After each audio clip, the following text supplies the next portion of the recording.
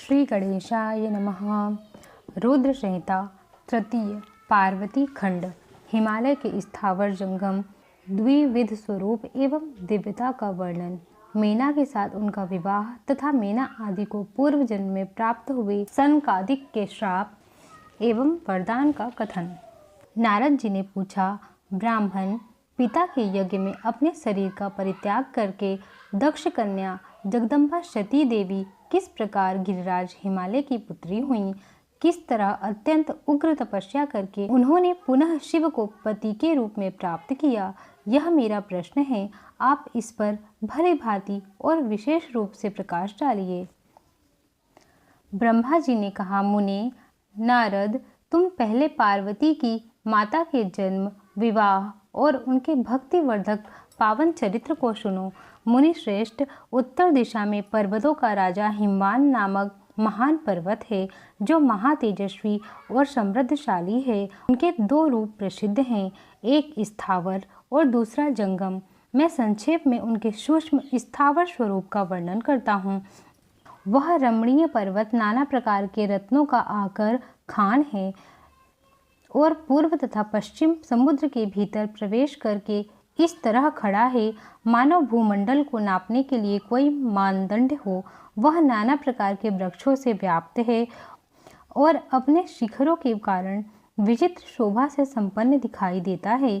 सिंह, व्याघ्र आदि पशु सदा सुखपूर्वक उनका सेवन करते हैं। हिम का तो वह भंडार ही है, इसलिए अत्यंत उग्र जान पड़ता है। भांति भांति के आश्चर्यजनक दृश्यों से उनकी विचित्र शोभा होती है। देवता, ऋषि, सिद्ध और मुनि उस पर्वत का आश्रय लेकर रहते हैं। भगवान शिव को वह बहुत ही प्रिय है, तपस्या करने का स्थान है। स्वरूप से ही वह अत्यंत पवित्र और महात्माओं को भी पावन करने वाला है। तपस्या में वह अत्यंत शीघ्र सिद्धि प्रदान करता है। अनेक प्रकार के धातुओं की खान और शुभ है। वहीं दिव्य शरीर धारण करके सर्वांग सुंदर रमणीय देवता के रूप में भी स्थित है। भगवान विष्णु का अविकृत अंश है, इसलिए वह शैलराज साधु संतों को अधिक प्रिय है। एक समय गिरिवर हिमवान ने अपनी कुल परंपरा की स्थिति और धर्म की वृद्धि के लिए देवताओं तथा पितरों का हित करने की अभिलाषा से अपना विवाह करने की इच्छा की। मुनीश्वर, उस अवसर पर संपूर्ण देवता अपने स्वार्थ का विचार करके दिव्य पितरों के पास आकर उनसे प्रसन्नतापूर्वक बोले।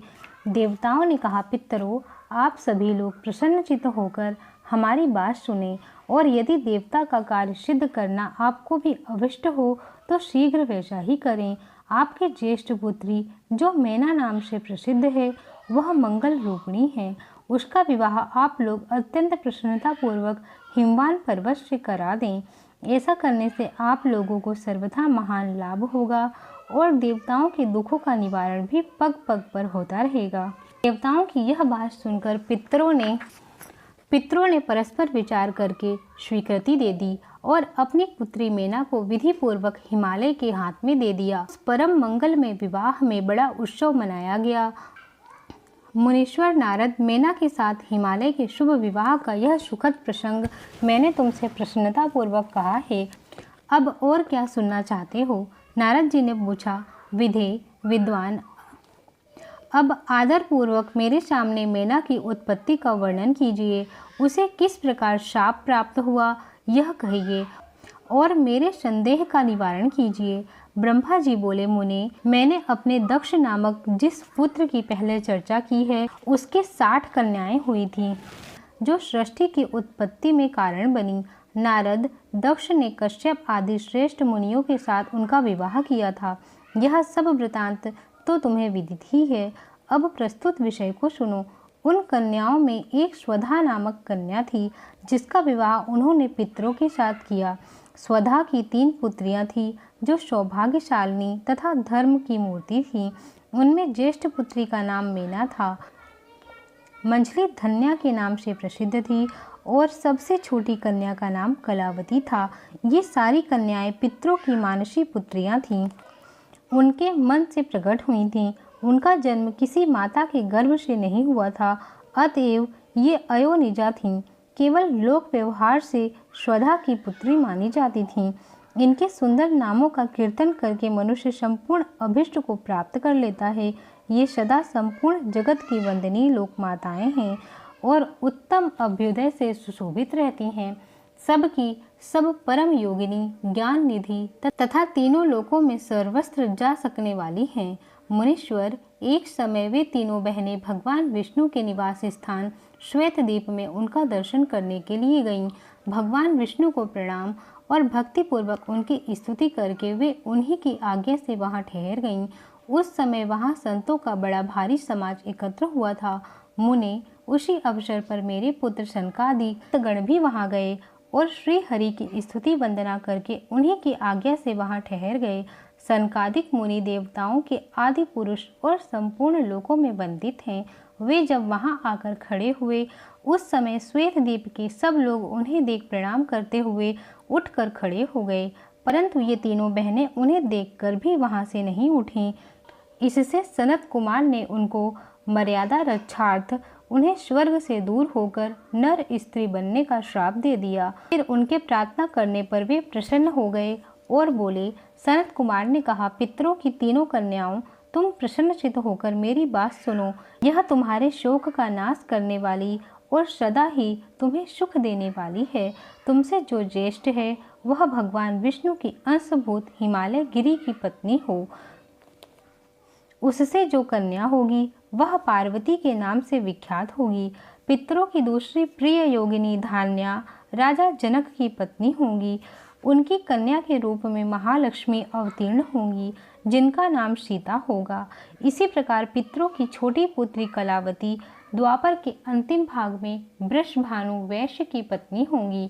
उनकी प्रिय पुत्री राधा के नाम से विख्यात होंगी। योगिनी में मैना पार्वती जी के वरदान से अपने पति के साथ उसी शरीर में कैलाश नामक परम पद को प्राप्त हो जाएंगी।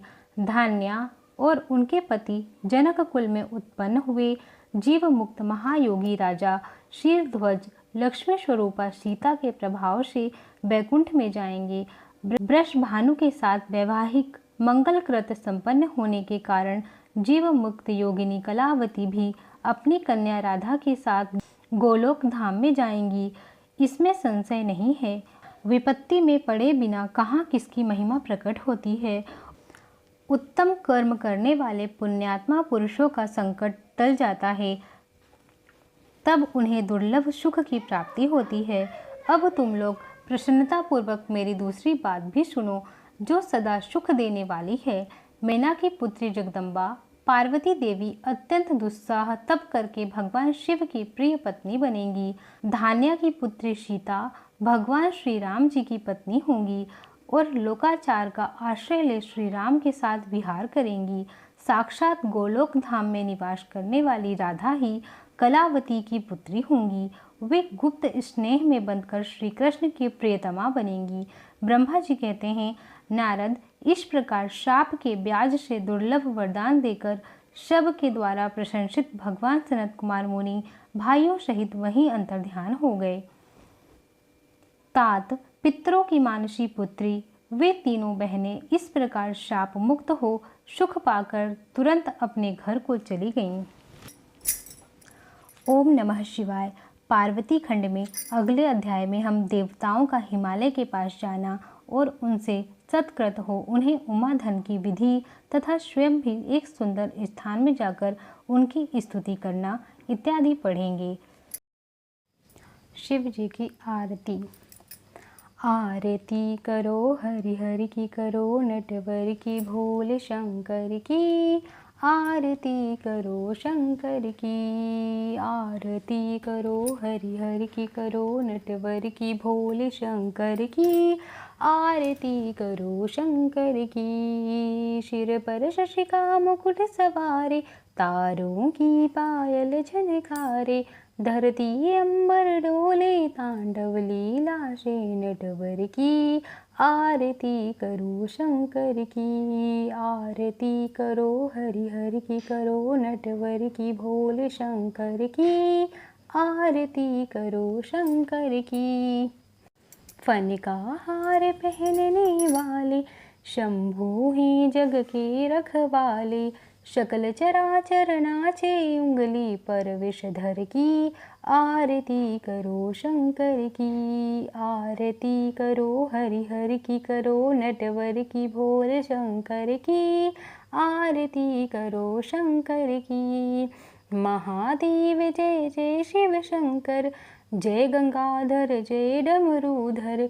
हे देवों के देव मिटाओ तुम विपदा हर मन की। आरती करो शंकर की, आरती करो हरि हर की, करो नटवर की भोले शंकर की। आरती करो शंकर की, आरती करो हरि हर की, करो नटवर की भोले शंकर की। आरती करो शंकर की। बोलो महादेव शिव शंकर की जय।